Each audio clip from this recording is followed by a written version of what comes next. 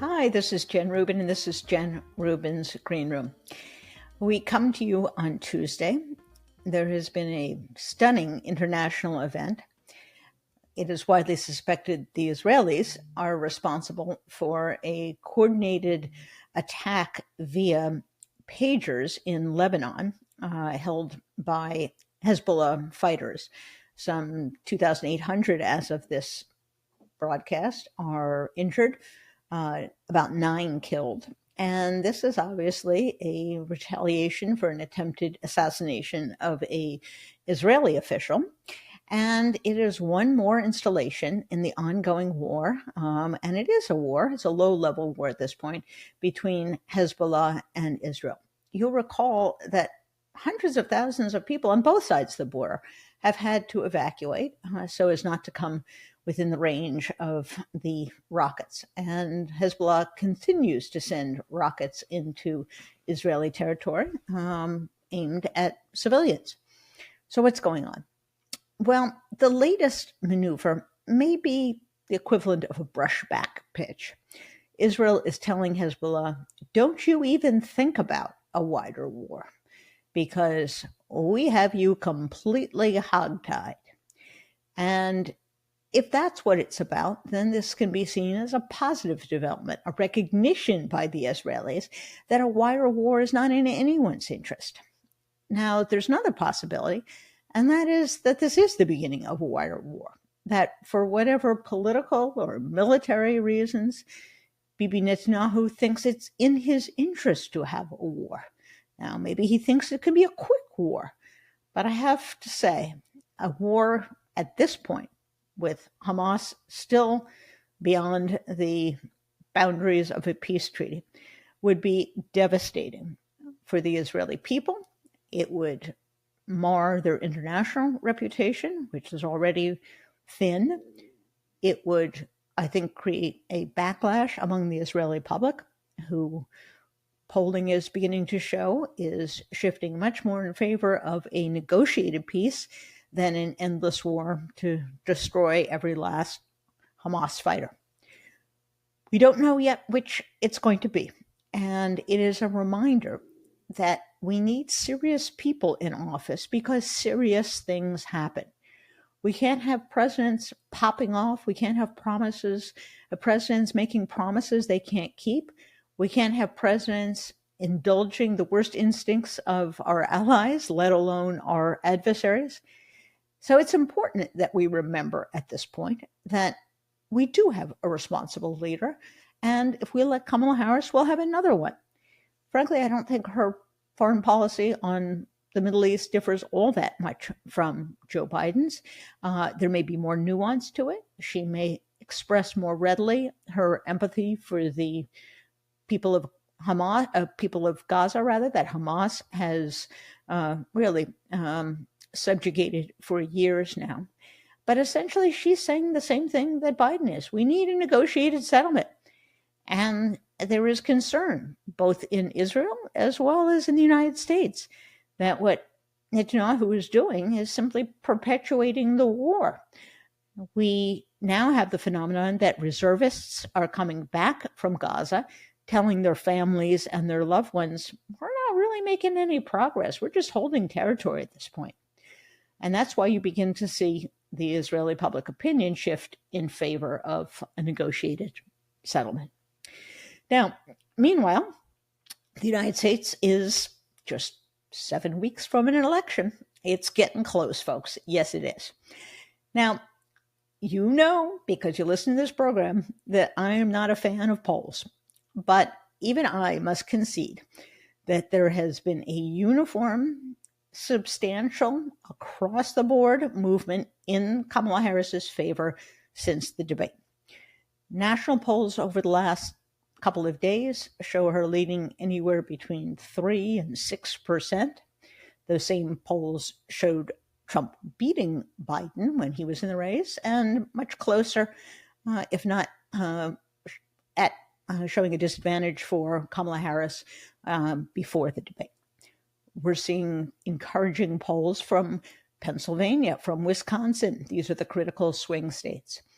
So what's going on here? Has, in fact, the ground shifted? Perhaps. And perhaps we are getting to the stage in which Republicans are losing heart, throwing up their hands, not very engaged, and not very anxious to talk to pollsters about their rotten candidates. We've had the debacle of both of these candidates targeting Haitian legal immigrants in Springfield, Ohio, essentially making up a blood libel in order to create havoc, which it has done, closing hospitals, evacuating schools. It is fascist behavior. It is utterly unacceptable.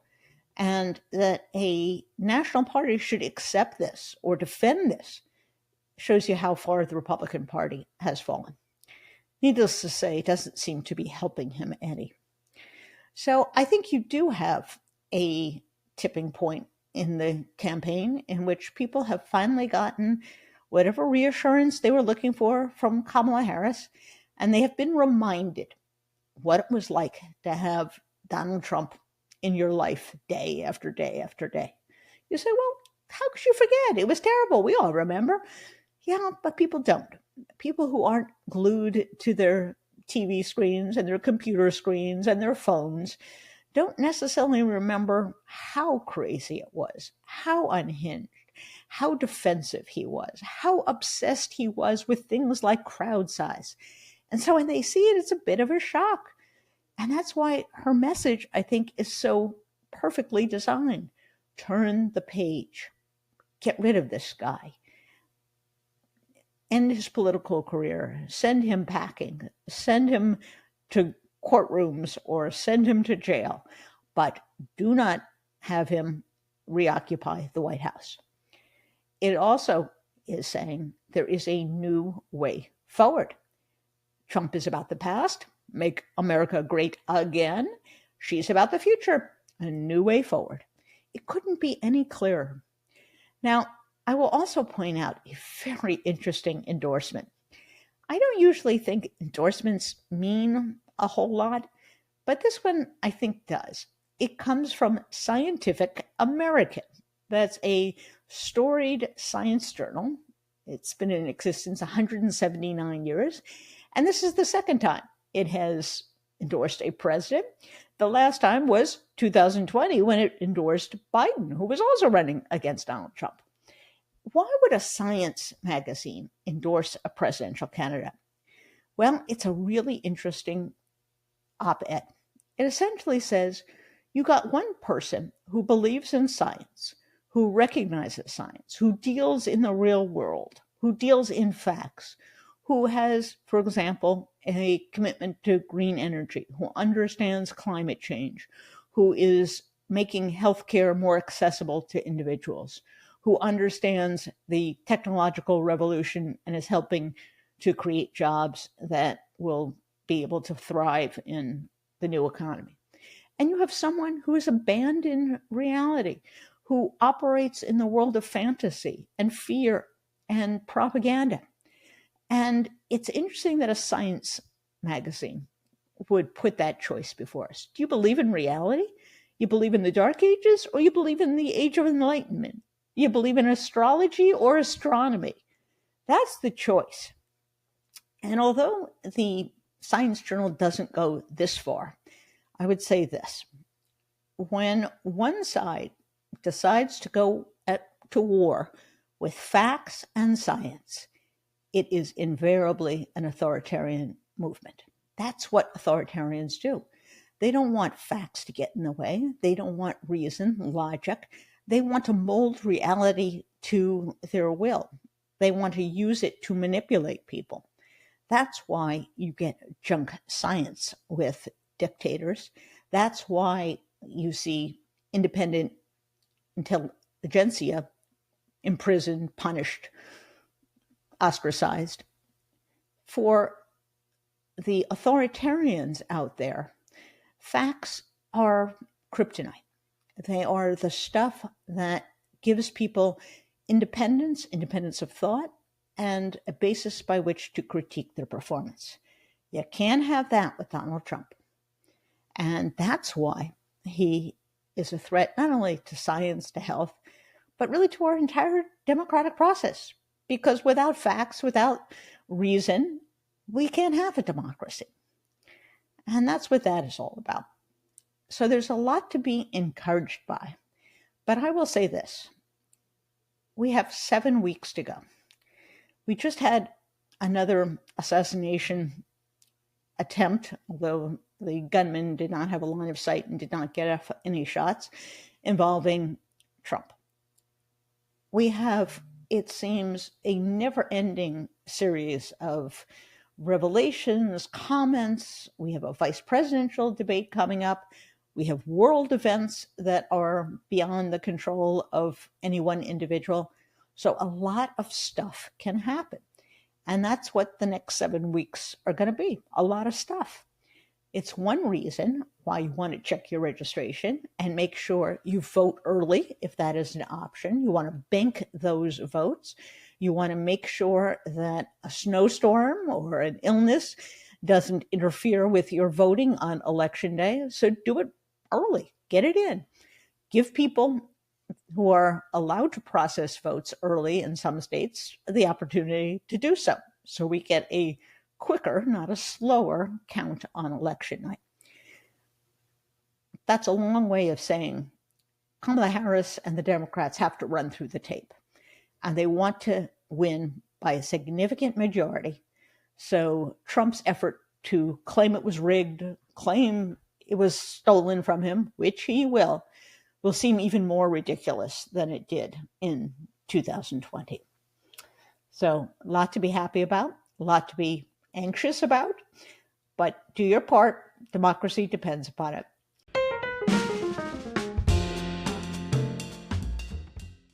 We've all tried tons of ways to feel good after a night of drinking. Yes, there are all sorts of hokey urban legends that don't work. But I found there is a science-backed product that actually does. It's a pre-alcohol probiotic drink from the brand ZBiotics. Their probiotic was invented by PhD scientists to tackle rough mornings after drinking. Here's how it works. When you drink, alcohol gets converted into a toxic byproduct in the gut. It's this byproduct, not dehydration, as you have come to believe, that's to blame for your rough next day. ZBiotics pre-alcohol produces an enzyme that breaks down this byproduct, giving you a proactive solution that wards off feeling miserable the next day instead of a reactive approach. It's like drinking electrolytes or eating greasy foods. As a working journalist, there are many a night where I'm out too late, and there's many a morning that I have to get my act together and be on my toes. That's why I first gave ZBiotics pre-alcohol probiotic drink a try. And lo and behold, it worked. A night of drinking? Well, I have a few now and then. The next morning, I knocked out my story in no time and was on the top of my game.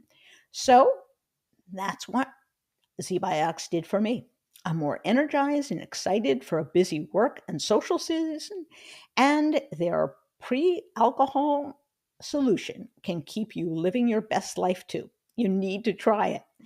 Join the movement of empowered people choosing ZBiotics for fresher and more productive mornings. Go to zbiotics.com/greenroom to learn more and get 15% off your first order when you use the code GREENROOM at checkout. ZBiotics is backed with a 100% money guarantee. So if you're unsatisfied for any reason, they'll refund your money. No questions asked. Remember, head to zbiotics.com/greenroom and use the code GREENROOM at checkout for 15% off. Thank you, ZBiotics, for sponsoring this episode and our good times. You can find the link in the show notes.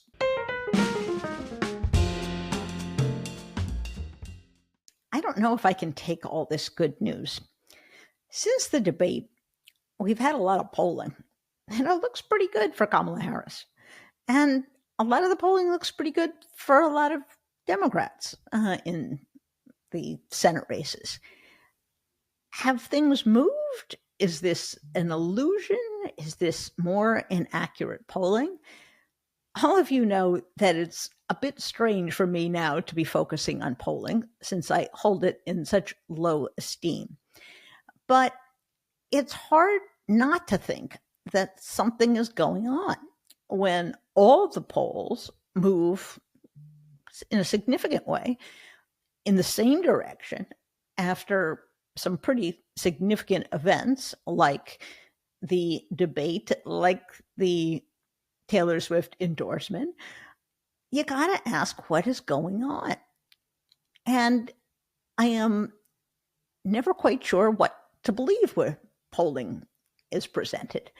But I do know who I talked to about polling, and that is Simon Rosenberg, who is a former Democratic operative who works closely with a fellow Tom Bonnier and really is the most accurate and sophisticated reader and interpreter of polls. He's done it himself for a living.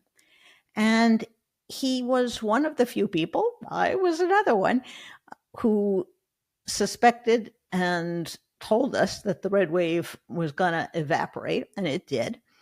And he's one of the other people, again, along with me, you can understand why I have him on my show, who said, this Dobbs thing is a bigger deal than the media is making it out to, and it's going to fundamentally change American politics. Well, given all that, I thought, okay, we got to get Simon back on the show. And so we did. So it is our wonderful luck and timing that has put him here just as we are getting a flurry of these new polls. So here to talk to us about all those and more is Simon Rosenberg. Welcome to the show, Simon. It's great to be here. It's always an honor to hang out with you. I read all your stuff all the time, so it's fun to see you in person. That's so nice of you to say. Something seems to be happening in the race since the debate.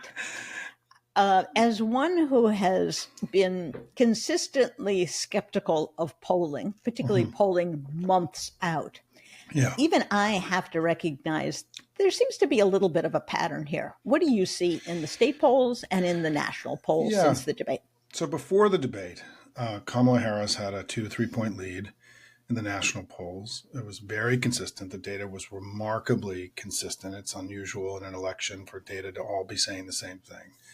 The congressional generic, which is the thing that measures are you voting for the House, Democrat or Republican for the House or Senate, was about 2 to 3 points. The state polls, she had a small advantage in the battleground states, but it was very close. And the Senate polling has been remarkably good for us. We've now, the second consecutive cycle, Republicans have a bad candidate problem, which I think is going to be more important as we get closer to the election. We had significant and meaningful advantages in money, volunteers, and enthusiasm. And those kinds of measures were very important to Tom Bonnier and I in 2022 when we sort of said we think things are going to be better than people expect. So I've always believed that the election was close, and then we just had a stronger capacity to close, and we would pull it out in the grinding it out, right, in the final 2 months. But I do think the debate may have changed the election a little bit. I mean, she seems to have picked up a couple points in the national polling, which is significant. I mean, it's a lot. Anytime you gain a point or two in an election, it matters in close elections. And we've had just a smattering of state polls so far, but all of them have been very encouraging for her. We were up 4 in Wisconsin, up 3 in Pennsylvania. We had this Iowa poll where she was only down 4, Trump won by 8 last time in 2020. We had a very good Maryland poll where she was, in all the state polls that came out today or in the last 24 hours, she's at Biden's numbers or above in all the state polls. So, look, we're in better shape than they are. We had a very good debate, which was an important threshold for her to cross as being the commander in chief. And she did it beautifully and adroitly and powerfully. And he was the blubbering mess that we all know him to be. I mean, I was on a network discussion right before the debate where one of my counterparts said, we don't know which Trump is going to show up. And I'm like, yeah, we do. I mean, there's only one and it's really ugly. And that ugliness was all over our television for 90 minutes. And she did a lot of good for herself. And I think he did a lot of damage to himself. And so I think we are favored to win. We still, the way I talk about this is that we're winning the election, but we haven't won it yet. Right. And what we now have to go do in the next 50 days, with early votes starting just in a few days, is we got to prosecute this advantage we have and go kick their ass. What do you see in her favorability numbers? Yeah. Is she becoming more popular? Is he becoming less popular? Or is it both? Well, it is. Thank you for asking that, because I actually don't talk about that enough, because in some ways I'm still kind of stunned by the data.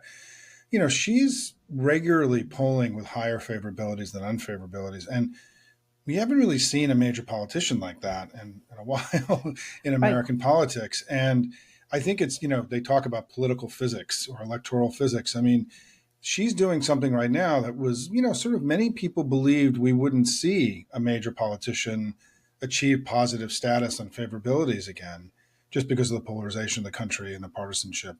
So she's really in a very strong place. Depending on the poll, she's got 10, 15, 20-point advantages on favorability over Trump. And with so little time left in the election, the likelihood of Republicans denting that or fundamentally altering that is not high. It doesn't mean they couldn't. Things can happen. We all know that, right? But this is an important part of what's happening. It's another reason why this isn't really, the election really isn't as close as it appears right now, because again, as you prosecute a campaign, certain things start to happen, and we're going to be spending more money. We have more volunteers. We're going to be talking to more voters. We've got heightened enthusiasm, and our candidate is much better liked than there's his, which matters. And he's also saddled with some of the ugliest and most unlikable Senate and gubernatorial candidates in the country, in the battlegrounds, which is going to further, and, the worst VP pick in American history or modern American history. And so the thing is, they're like a negative sentiment machine. Like, it's just negative ugliness every day that they're pumping out. And they don't have the ability at this point, right, to really generate, Joe Biden's the president. We're going to have interest rate cuts this week, right? He's, good things are happening in the country that we can take credit for. What do they got? They got cats and dogs. They got sharks and batteries. They got like the craziest guy we've ever seen. And it isn't going to get better. And so look, we're in a good position, but we all recognize that anything can happen in our business, particularly in the age of Trump. And we just got to put our head down and keep working really hard. Traditionally, vice presidents don't make a difference. But you have a 78-year-old candidate who could just decompose even more than he's decomposing. And you have someone who kind of reinforces all of Trump's worst qualities, the meanness, the lying, the racism. Does JD Vance make things worse for Trump, or is he kind of a non-factor? No, I think he's a major factor in this race. I think what he did, I think something important happened with JD Vance was that sort of the kind of unfathomable misogyny of his new strain of MAGA has become a massive, I think, motivator for the Democratic coalition. His misogyny is shocking to me. I mean, I can't believe it. I mean, when I watched that first video of him saying within 24 hours of him being picked, I didn't really know a lot about JD Vance, to be honest. I hadn't really followed him. He just got elected. He's kind of a new guy on the scene. I knew he had written a book and had been around. And so I didn't really have an impression of him as a odious and dark figure, right? It just wasn't sort of my vibe about him. I just didn't know. And I watched this video 24 hours. By the way, I have a little cold. I'm sorry. But 24 hours after he got picked, of him saying that he thinks that women who are being beaten by their husbands need to stay in their marriage for the good of the children. And I couldn't believe it. I mean, honestly, like, I've been doing this a long time, right? And we've seen everything. I just couldn't believe. I watched that video 5 times to make sure that I wasn't misinterpreting, or the person who had written the little caption on Twitter hadn't sort of gotten it wrong. And he's repeated this in other settings. JD Vance believes that women who get beaten and hospitalized, by their husband should stay in the marriage for the good of their children. And I at that moment, I felt like, wow, they're in trouble. I mean, good luck selling this stuff to anybody. I mean, it's so barbaric and medieval that you're correct in your assessment that what Vance did is that Trump had an option of sending an olive branch to moderates and independents and never Trumpers and saying, look, maybe I'm not going to be so bad. I got this guy with me. Instead, he picked a fire breathing, Project 2025 loving, Putin ass kissing, the word I call him Commander Vance, the leader of the Handmaid's Tale wing of the Republican Party in MAGA. And it was just such an insult. And by the way, I think it was central to one of the reasons they didn't get a big bump out of the convention, because I think for him to have gotten a bump, he would have had to improve his standing with voters who did not think well of him to begin with. And that fundamentally didn't happen. And so I think it was not only a missed opportunity, but Vance has been, as we know, right, from his polling data, far more unpopular than Sarah Palin and Dan Quayle, which puts him in, pretty rarefied territory for a guy to become this unpopular this fast. Ain't easy in our business, because I think Americans generally want to think well of their leaders and they aren't quick to sort of think ill of somebody. So for Vance to have become among the most unpopular politicians in the country this quickly, was a pretty remarkable achievement for him. And the most recent episode in which he has cooked up a blood libel against legal immigrants, people of color, subjecting them to bomb threats, forcing them to evacuate schools, close hospitals, in this mean-spirited, entirely false narrative that he and Trump have bought into, seems to have, in my mind, also done something to the media. When he met with Dana Bash on Sunday for an interview on CNN, there was a new level, I think, of disgust and of willingness to say, you're a liar and you're hurting people. What do you think this episode does in terms of the coverage, in terms of how he's perceived? I think it's a great question. And I do really believe that the basic fundamental political dynamic in the media for the last few years has been underestimating our strengths and overestimating theirs. I think this has been sort of the basic approach, right, where their sins are ignored and ours are amplified. And so I do think that there has been, I wrote about this a couple of weeks ago, I do think that the media is beginning to kind of like take baby steps to getting out of this sort of, pulling the curtain back on the wizard or calling the emperor having no clothes, whatever your understanding of how to think about this.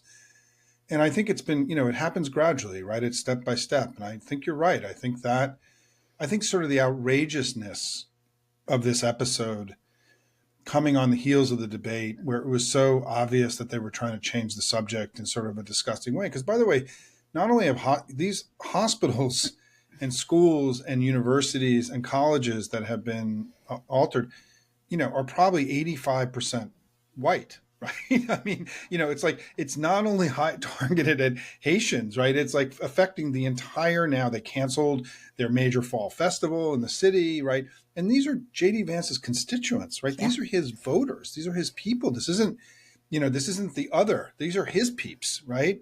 In a very Republican city. And it is, no, I do think that you're right that in this crazy game that we're in every day, Kamala's strong performance made her stronger and more virtuous and more correct and more powerful in the media's mind.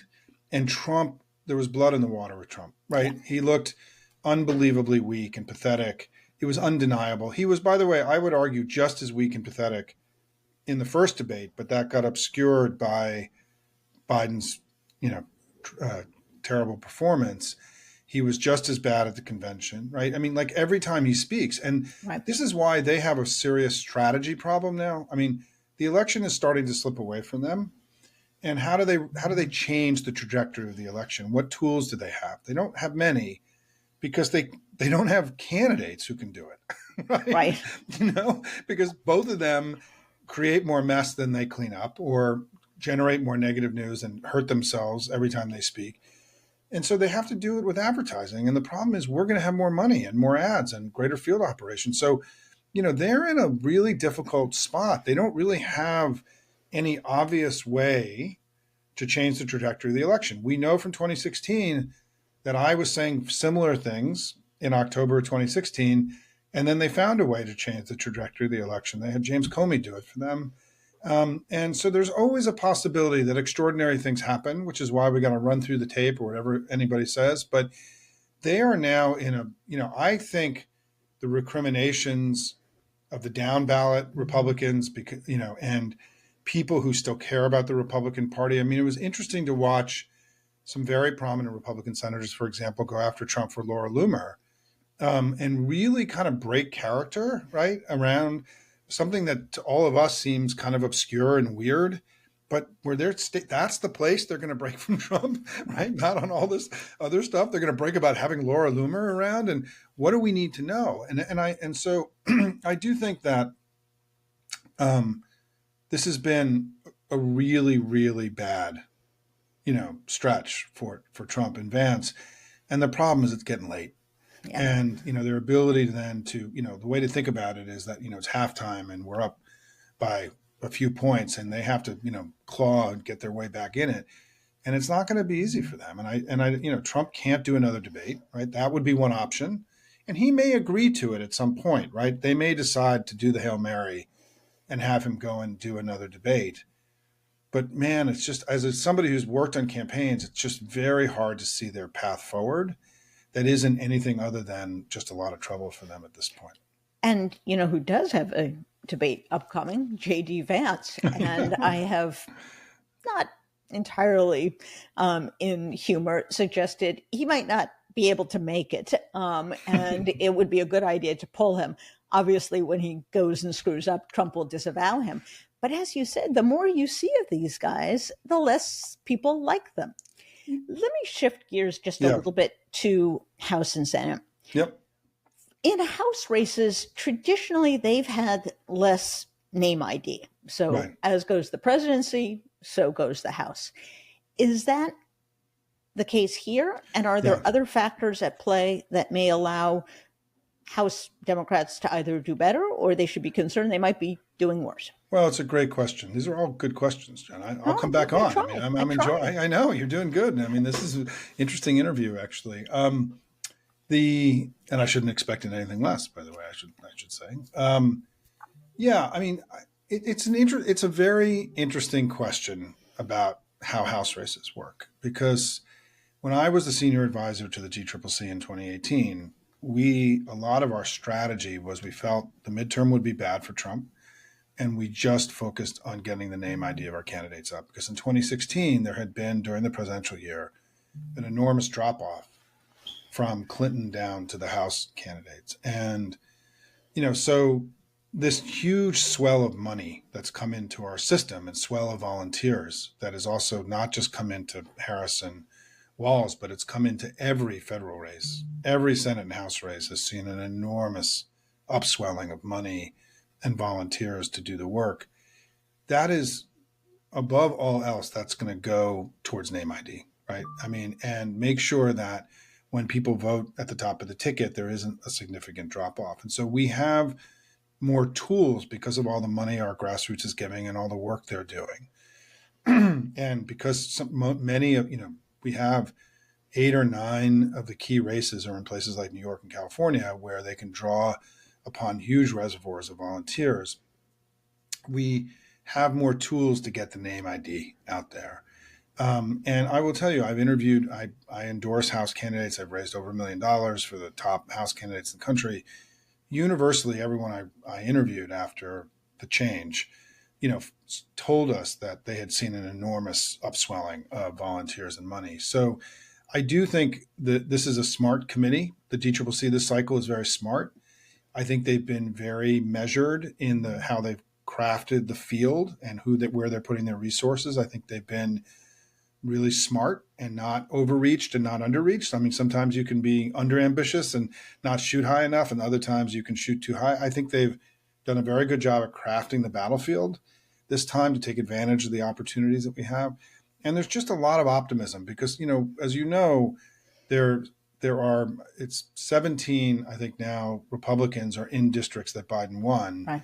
And those districts are going to see this sort of Kamala surge, right? That because it is Democrats are so enthusiastic. And so it just became much more likely that we win when the change happened and her numbers with Democrats have gone up so much. That becomes very material in all of these House races, right? We're not having to go win in districts that are, super red districts, right? I mean, the interesting thing about the House this time is that, we have both a high floor and a low ceiling sort of. I mean, the battlefield is not huge. I mean, there is a limit to how many races we can win, but it's far more likely, in my view, today that the House, if things stay where they are and we are on this trajectory, that we should flip the House. And there is not just optimism at the Hakeem Jeffries level, but the candidates feel it. They're having fun. They're excited. It's so much fun to run when you got all these volunteers showing up in your events, right? And so they're having a good time. And they also have the Republicans. I mean, the essential insight I had, or the central argument I made about this election, was that Republicans, by continuing to embrace MAGA and Trump now being sort of super MAGA, ultra MAGA, they had abandoned so much of this middle ground playing field, right? Where these House races in particular are often won or lost. And they just, so our candidates also have Kamala's created an incredibly strong rhetorical place for these candidates to go around patriotism, love of country, freedom, opportunity, right? Man, this is like, I mean, I've written about this a lot. I mean, I feel like right now the Democratic Party, which I've been part of and working for over 30 years, our ideology today isn't populist or progressive or centrist or moderate. It's based on love of country and patriotism. Right. And I really feel in many ways that the place we're in right now is the most powerful rhetorical and ideological place we've been in since I've been in the business. And the candidates feel that, by the way. They feel like their language they're using is comfortable. They feel like the other guys feel more extreme than they did before, right? And so there's a lot of optimism in the House right now. But again, these are very expensive races. We have to keep working really hard. It is also interesting, as someone who has been in one party and is now in the other, that Republicans used to corner the market on patriotism. It was always the dig that not only were Democrats weak on defense, but they were always criticizing America. They were down on America. And now you have Trump saying essentially this is a shithole country and, we're in decline and everything is run and, the good guys out there are our enemies. And it's just an extraordinary rhetorical and visionary flip between the two parties. It's just stunning to me. Listen, Adam Kinzinger at the convention said something that was really deeply meaningful to me as somebody who, like you, has seen this journey from Reagan to where we are today, and was part of the New Democrats, right, to sort of redirect the trajectory of the Democratic Party. When he said, I have a news for my Republican friends, the Democratic Party is just as patriotic as we are. They love their country as much as we do. Oh man, was that a moment, right? Yeah. Like that was, I was in the hall for that. I just was like, whoa, this is so, for people of a certain age, right? Yep. I don't know if that was as meaningful to younger people as it was for those of us who've been through all this. And, that was a big moment. I think that was one of the most powerful speeches in modern American history, that speech. I agree with that. And one of the most powerful lines she had in her speech, and I remarked upon it, sent chills up my spine, is when she said, the greatest privilege in the world is to be a citizen of the United States. That's the language you want. That just makes your heart soar. I think that one of the things that people underestimated about her, and I was on, I do a podcast with Tara McGowan, who's a very brilliant young woman that I've gotten to know. And she said, for all the women who feel underestimated in their careers, Kamala's like out there for us, right? Exactly. But one of the ways I think that people maybe underestimated isn't the right word, but didn't understand perhaps is the right way to think about it, is that she is a child of two immigrants who came here from very far away to be here, and immigrants tend to be the most patriotic. Yes. They serve in the military more, right, than anybody else. They, all these measures of patriotism that, because they're closer to that. They actually have lived in a time with people who came here because of the idyllic America that we all want to believe is still there. Yes. And they are loath to let go of that, right?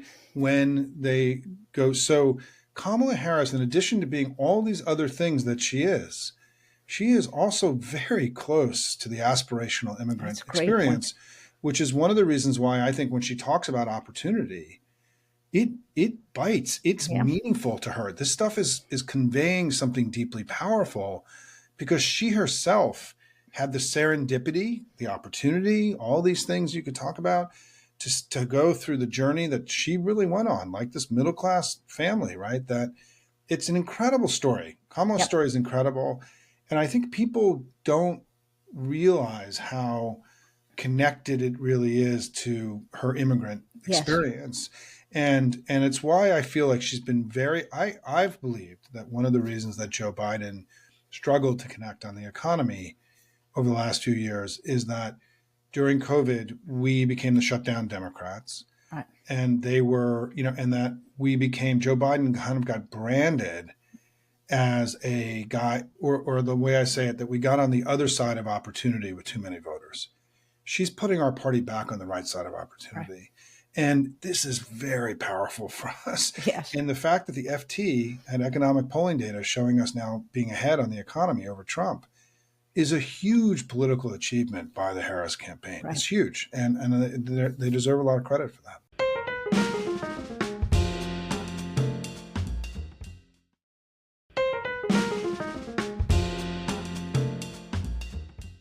As someone who insisted abortion and Dobbs was much more important than the conventional wisdom, and railed at my colleagues in the media that argued, oh, it's not going to be any big deal, it'll be a wash, it still has surprised me that abortion has remained as salient as it is. And there may be a few reasons, and I'm curious what your take is. Yeah. One, Republicans keep putting their foot in it, like IVF.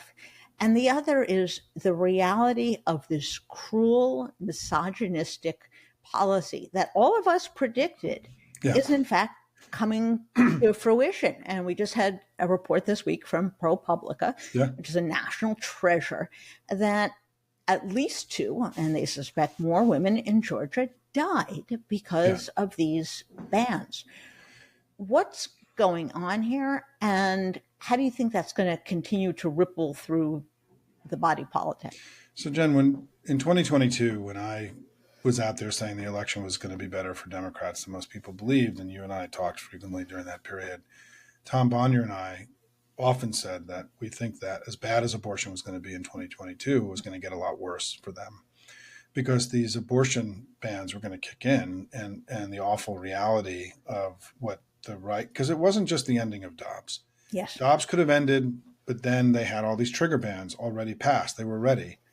And they, in a moment of just wild ideological extremism and unreality, they somehow believed this was all going to be okay for them politically. And I think it's because on this issue, many Republicans can't see clearly. It's ideological, theological, whatever you want to call it. And data it can't penetrate that sort of bubble of understanding. And so I think the Republican Party, many of these people never contemplated that there could be a citizen revolt against killing babies, right? And so here we are, right? When you go back to the crack up, if we end up winning this election by a comfortable margin, this period of time we'll know as the 3 architects of the true decline of the Republican Party are going to be Donald Trump, Mitch McConnell, and Justice Alito, right? Who, really radicalized a lot of people. And I think for a lot of young women in particular,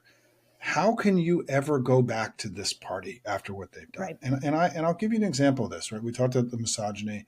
I think to answer your question very particularly, one is because it got worse. And 2 is they're promising to make it worse. Yes. So it's not, could they have taken a position that would have softened this on the edges or rounded it? They could have. They didn't, right? They continued and doubled, tripled down on the misogyny and the the stripping of rights and freedoms away of women in America that are common in countries all around the world. I mean, and I spoke to a group of students the other day. A friend of mine teaches a class, and he had me do a talk to 250 students in Florida.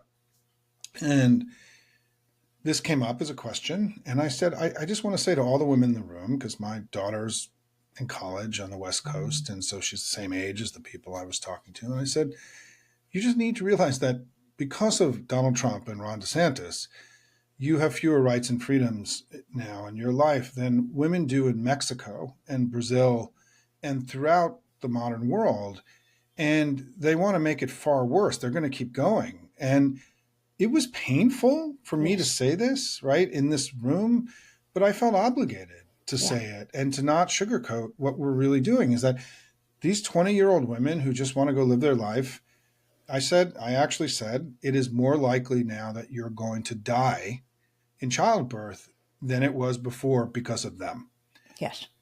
It's incredible that we're talking about this. I know. And so, if there's ever an issue that should cause a political party to be out of power for a very long time, trying to overturn American democracy and install a fascist dictator is one.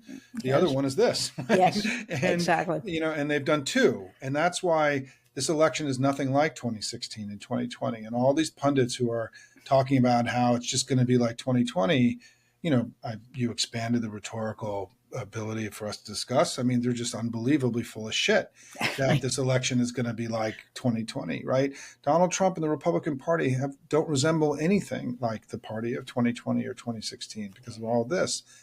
And I think there's this continued, to your point, in part because the polling political industrial complex is still largely white male driven. There is a continued diminishment of the centrality of this issue, right? Absolutely. And I think for men, this is still an issue they're working through. But I will tell you what has happened, and I feel this deeply. I do think something's happened this year, not last year, where the proximate threat of them winning, the continued misogyny and outrageousness of Vance has gotten men in a far more offensive position to protect the women in their lives, because the women in their lives have been stripped of rights and freedoms. And why would they ever want that? And now it's going to get worse. There's like an attack on women. And so I think men are now becoming more radicalized by this than they were before. And it's why this is becoming a huge toxic political stew for the Republicans. If they lose the abortion ban, there are two stories that I think are not getting enough attention in the national media, right? One is what happens in all these battleground states where Republican senators are losing by, between 5 and 10 points. It's very unlike, do they all drag Trump down? Do Democrats able to use the unpopularity of the senators, candidates to beat up Trump? It's a huge, important dynamic of this election that was not present in 2016 and 2020, coupled with the abortion ballot initiatives, which we just don't, there's been virtually no attention to how they're going to impact places like Montana and Arizona, right?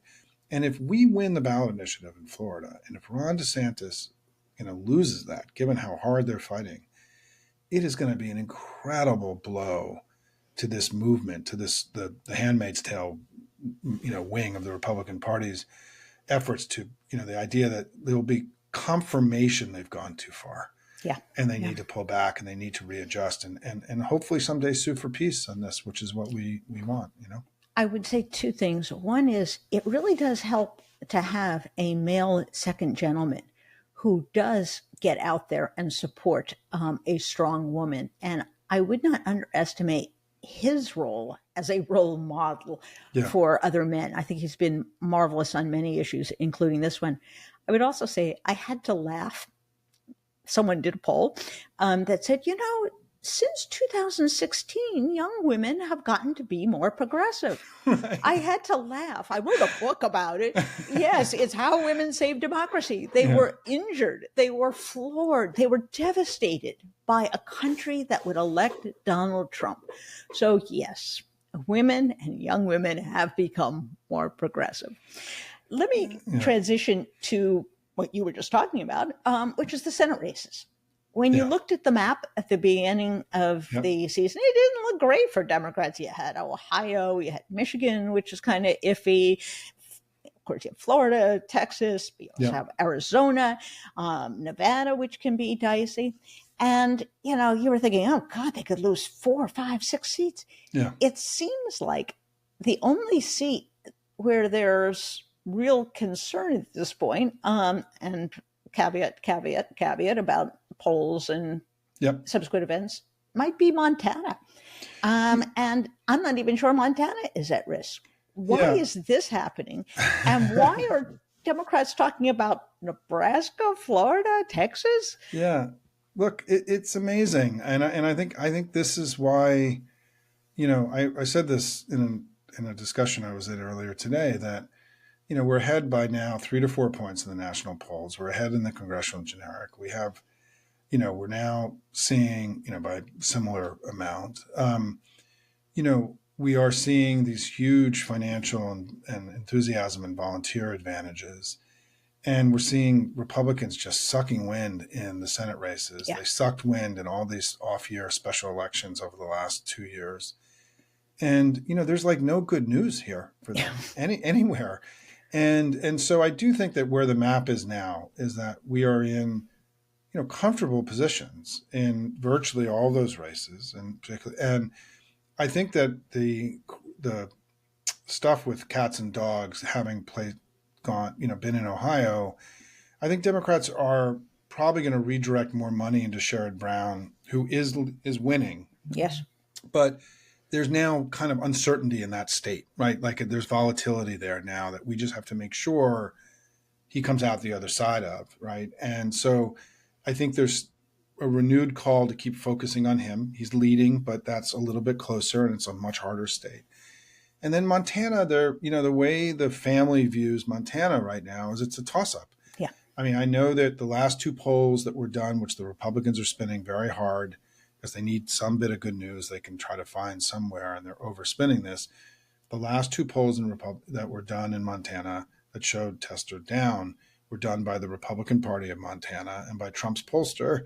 And I'm sorry, like I'm not going to really rely on those people to really tell me the true picture. Right. The last public poll done before that, done by a Republican pollster, had Tester ahead, right?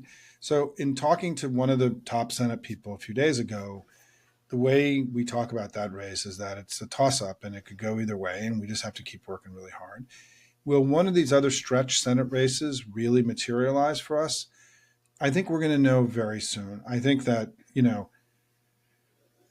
Kamala is so new, right? I mean, like everyone was so cautious that this sort of positive stuff that was happening, was it firm ground? Was it a bounce out of the convention? Like, it's so wild. None of us, this would, if you had told this story of Kamala Harris's rise from Biden, it would have been rejected as a season arc in West Wing. It would have been impossible, right? Right. And but here we are, and I think there's been a lot of just generally sense that people don't feel firm ground yet. They don't really know that this continued surge to us is lasting, is a structural change versus a bump, right? That could recede.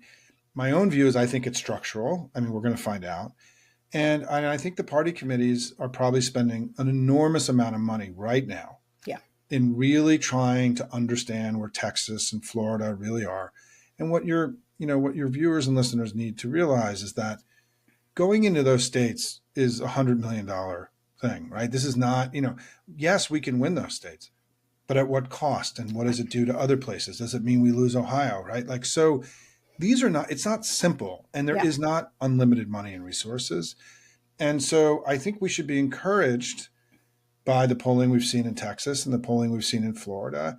It means lightning could strike, right, in these places. It means that Nebraska, perhaps, and Missouri, right? I mean, this poll in Iowa had to have, came out a few days ago from Ann Seltzer in the Des Moines Register. Kamala Harris was down 4 points. Trump won that state by 8, so she's overperforming the 2020 numbers by 4 points in a state where we haven't even set foot in there in years, right? And that, I think that for anyone who's doing real analysis, who's really in the game and not a jokester, that poll shook things up a little bit because it meant in a red place where we were not spending money, we were not competing, in any meaningful way. And remember, I think that part of the legacy of this is that the governor of Iowa, right, endorsed DeSantis and campaigned against Trump. And I think that, there's bad blood with Trump in Iowa. And so some of that carried over. And so, I think my advice to everyone here is that the election is wild, and people who do data are going to be naturally conservative because what's happening is so extraordinary and so unpredictable that you can't let 30 years of experience, 20 years of experience, dictate that, yeah, we'll go, but man, like this has to be real. It can't be ephemeral. Yes. And we can't make a big commitment into Florida and then burn $100 million, because part of what happened to Hillary in 2016, let's all remember, is that they took their eye off the map a little bit at the end and didn't manage the map properly. Trust me, that is not going to happen this time. Right? And everyone learned from that. It was like these lessons that will burn in Democratic Party operatives for 30 years. And it's why you're seeing this sort of conservatism about the map, because at the end of the day, job number one is beating Donald Trump. I mean, that is the thing we got to do at all, and that's, so I think we'll see. I mean, I think that my prediction is, or my instinct is, that there will be some kind of definitive call about these stretch Senate races in the next, week at the latest, maybe the next few days. And it may be that Chuck Schumer says we're going all in Texas. It could happen, right?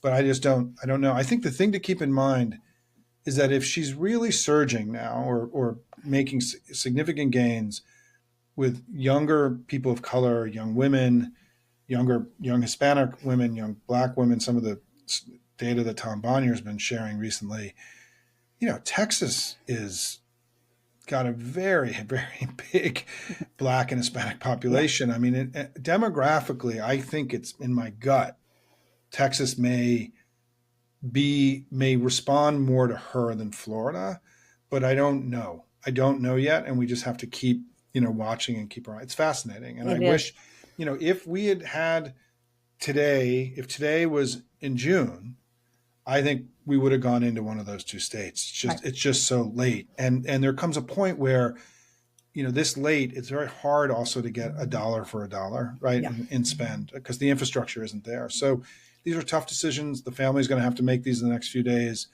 But the good news is that we're playing offense now. We're not playing defense. Exactly. Right? And I think one thing is true in all these states, which is the Republicans, again, have unlikable candidates. Yeah.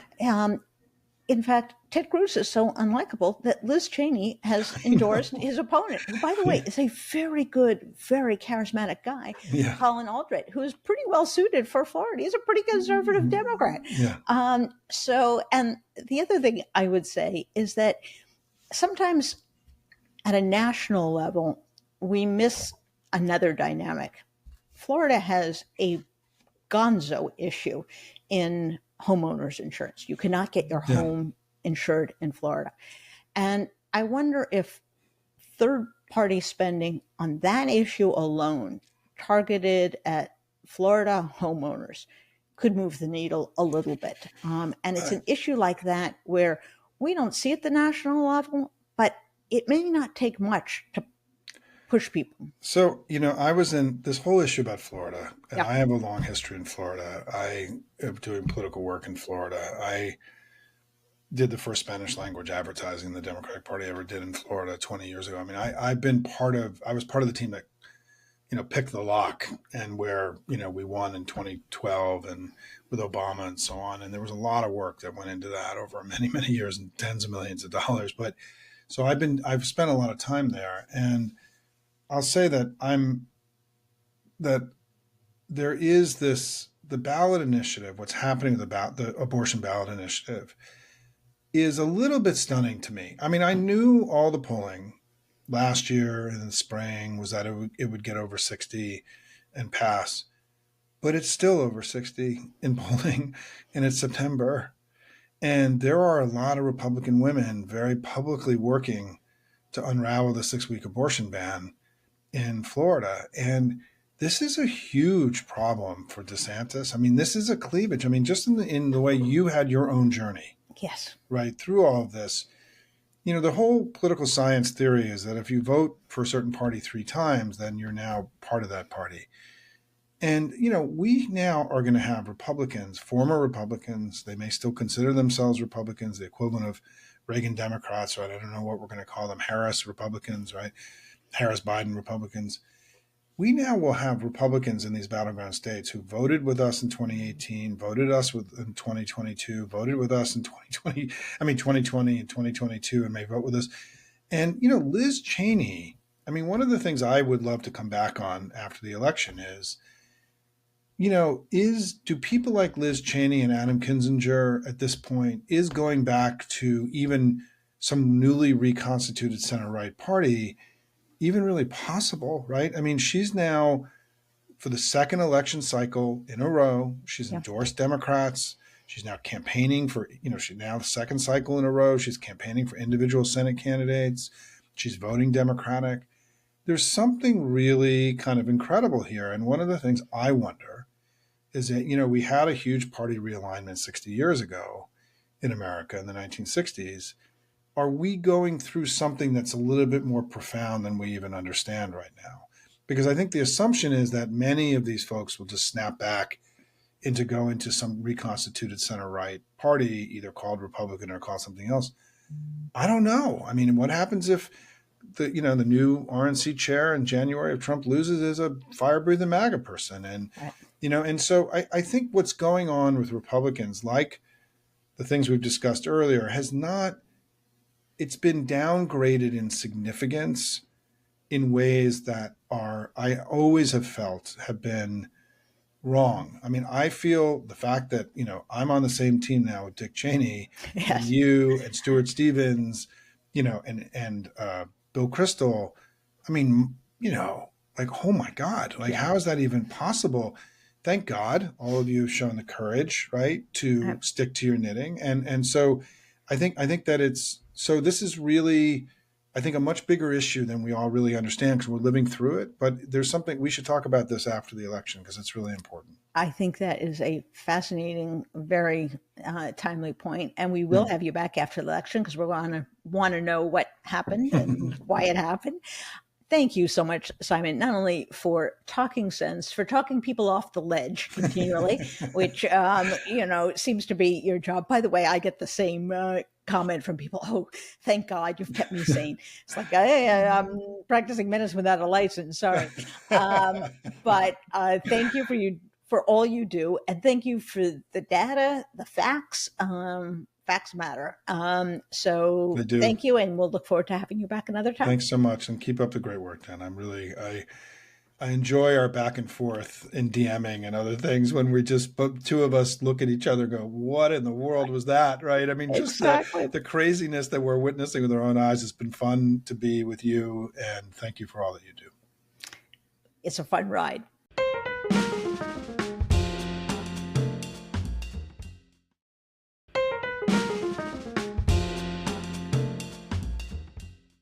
Wow. I feel like I learned a lot about polling and about the polls from Simon, as I always do. And I think there are 3 or 4 takeaways from all of this. One is it's okay to believe good news, but, and that's the big but, you haven't won anything yet. That all of this says that you're in a position to win, but you haven't won. A lot of the optimism that you hear from Simon is dependent upon us using that money, using those volunteers to drive the vote, to drive public opinion, and that has 7 more weeks to go. So nobody's won anything.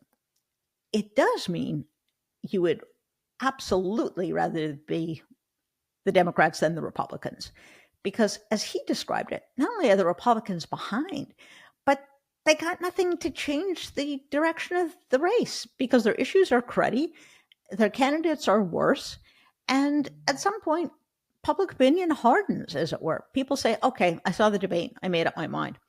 And throw in early voting, and Republicans are running out of runway. So that's number 1 takeaway.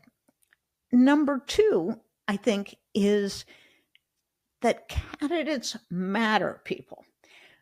Remember when Kamala Harris was elevated and people said, oh, she's the worst possible candidate. She was too liberal. Or they said, oh, she got off to a bad start. There are much better candidates out there. Someone who's never run for national office. Let's get one of them. No, no, no. It is not your position on issues, which you can calculate along some timeline and some spectrum, that is going to determine who is going to win an election. It's the candidate quality. And yes, ideology is part of that, but it's so much more. It's relatability, it's intelligence, it's empathy, it's the smarts to pick your spots. It's all of those things. And Democrats are smarter and they've got better candidates. And there's no better example of that than Kamala Harris. And we're seeing it again in the Senate races, where the Republicans have picked just dodo birds. And it's not surprising then to me that all their expectations, oh, it's a red state, oh, this guy is too liberal, have not panned out, because it matters what candidate is on the ballot. It really does. And the third takeaway that I have is that, yes, we are going through a mammoth realignment that was brought on by the overreach and abusive quest for minority power by the Republican Party. And it manifested in its determination to capture the court. It manifested in its determination to gerrymander seats like nobody's business. And you wound up with a party that temporarily cobbled together enough to win the presidency at one point. And at one point, they had the House and the Senate. But it was unsustainable because it was built on an artifice of deception, of propaganda, of extremism, and it now has caught up to them. The facts, the reality has caught up to them. Americans don't like this. They don't like them. And so the bill is now to be paid. And that bill, we hope, is a across-the-board defeat. And that's the final point I have, which is the margin of victory matters more this time than in any other election. And it's not just because it will make it harder for Donald Trump to cheat. It's because it will signal to the Republican Party they have screwed up royally. And they cannot continue to go down the rule of hijinks, of vote suppression, of vote manipulation, of propaganda, of conspiracies in the hope they can craft a slim majority and attain power. If the margin is big enough, it may penetrate their brains, and at least some of the donors' brains, that this is a losing strategy. And that's the first step back to a normal kind of politics in which we don't go through election after election afraid that our democracy is going to collapse. Wouldn't it be nice to have that feeling that I had in 2008, 2012, back when I was a Republican, in which I definitely wanted the Republicans to win, but I knew the country was going to be just fine with Barack Obama. I wasn't going to like all the policies back then. As it turned out, I did like a lot of the policies, but that's neither here nor there.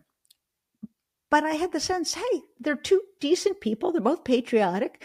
One guy is going to have a certain take on things. Another guy is going to have a different take. He's going to have to work with Congress anyway, and we'll come through the other side. That no longer is the case because you have a malicious, determined, anti-democratic, racist, fascist Republican Party. And that has to end with this election. So, you know your obligations. It's to get out there. It's to vote like nobody's business. It's to register. It's to get other people excited. And it's to use your platform.